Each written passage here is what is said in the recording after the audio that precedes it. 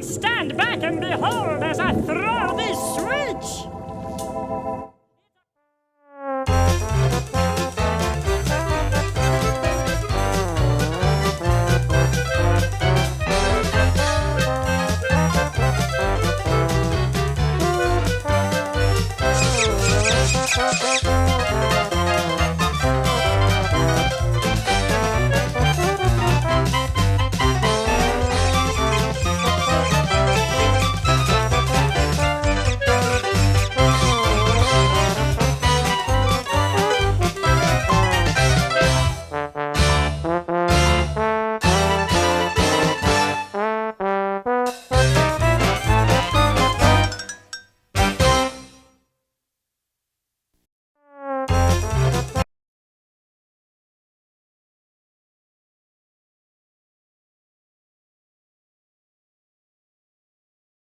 Dear Big Idea, about a year ago we came across some animated-looking vegetable toys in our local supermarket.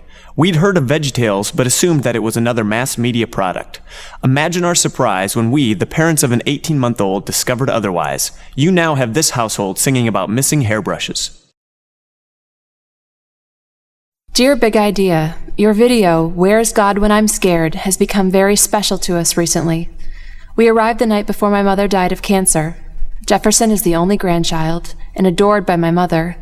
As Jefferson sang about how God is bigger than a moving van, that's what he thinks the video sings, and watching over you and me, my mother just beamed.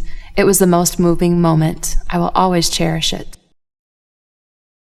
Dear Big Idea, I must tell you what a joy your products are.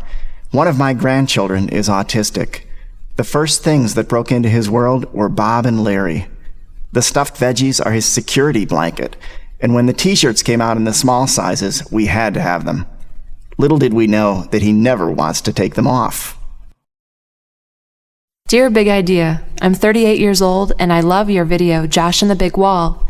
I think that's my favorite. Every time I think of or see Veggietales, I am instantly a little happier. Thank you for helping me keep some of the child in me. Dear Big Idea, my son is totally in love with all of the characters. He's only 2 years old and he sings the songs all day.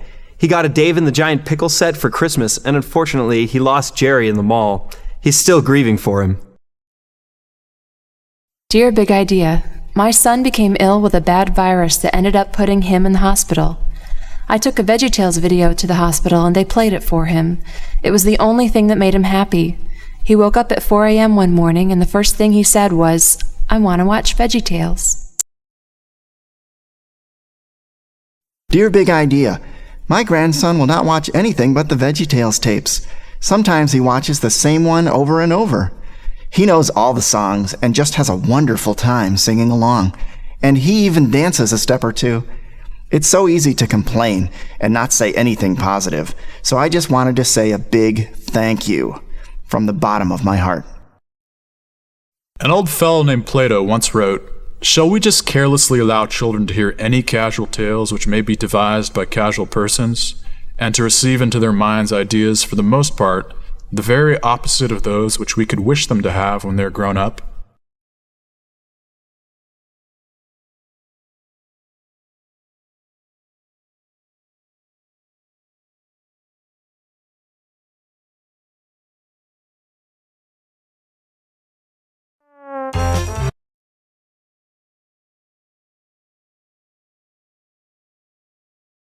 In a place called West Manor, you can stay if you please, in a nice little town. It's the home of the peas.